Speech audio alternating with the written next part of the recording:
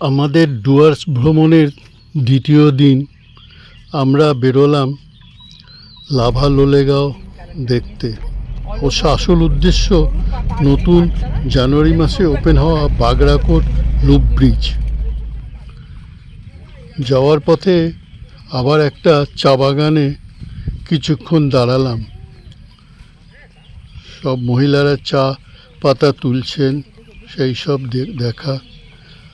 অবশ্য আমাদের লাভা লোলেগাঁওটা আমাদের আইটিনারিতে ছিল না, এটা হঠাৎই ঠিক করলাম, যার জন্য আমরা কোনো রকম শীতবস্ত্র নিয়েও আসিনি। এখন দেখা যাক লাভা বা লোলেগাঁওতে কীরকম ঠান্ডা। এখানে অবশ্য হোটেলে বলে দিল যে আপনাদের শীতবস্ত্র থাকলে খুব ভালো।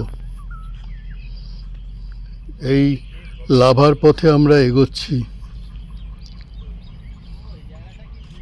আস্তে আস্তেই বুঝতে পারছি যে একটু একটু করে ঠান্ডা। রাস্তায় যেতে যেতে এক জায়গায় একটু দাঁড়ালাম আমরা, এটা টি ব্রেক। ওখানেই চায়ের দোকান থেকেই দেখছি নিচে পাথরে নদীতে সবাই টুরিস্টরা যাচ্ছেন। সেই চা পান করে আমরা লাভার দিকে এগোচ্ছি।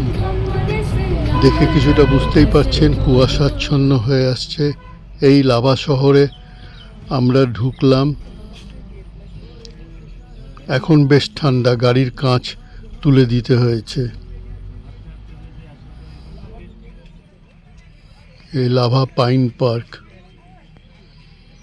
খুব সুন্দর জায়গা। উপর থেকে চতুর্দিকটা খুব সুন্দর লাগে, কিন্তু আমাদের দেখার সৌভাগ্য সেরকম নয়, কারণ কুয়াশায় ভরা ছিল। এর আগেও এসেছি লাভা লোলেগাঁও, এখানে সবসময় যেন একটা কুয়াশাচ্ছন্ন থাকে। এবার চললাম লোলেগাঁওয়ের পথে।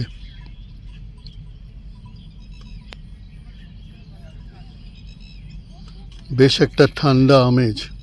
কলকাতা থেকে এলাম ওই রকম প্রখর গ্রীষ্মে, এখানে এসে ঠান্ডা একটা আমেজে।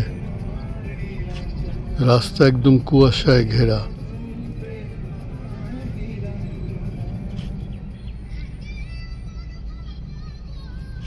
রাস্তার ধারে গাছগুলো পর্যন্ত কেমন কুয়াশা ঘেরা।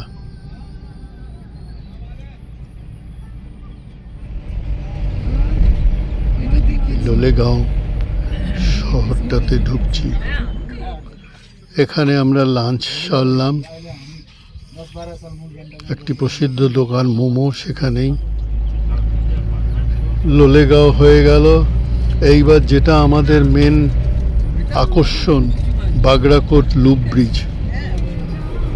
এই হলো বাগড়াকোট লুপ ব্রিজ।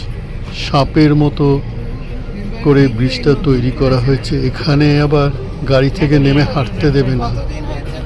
পুলিশ কর্তৃপক্ষ বলল আপনারা গাড়ি ড্রাইভারকে বলুন খুব স্লো চলতে, আপনারা ভিডিও করুন, ছবি তুলুন, তাতে কোনো আপত্তি নেই, কিন্তু গাড়ি থেকে নেমে কোনো রকম হাঁটা যাবে না। শুনলাম গত জানুয়ারি মাসে নাকি এটা ওপেন হয়েছে, তারপরে এত ভিড় হয়ে গেছে লোকের, বেশ কিছু অ্যাক্সিডেন্টও নাকি হয়েছে। তারপরেই সরকারি কর্তৃপক্ষ এটা আটকে দিয়েছে। আমাদের ডুয়ার্স ভ্রমণে আজকেই শেষ।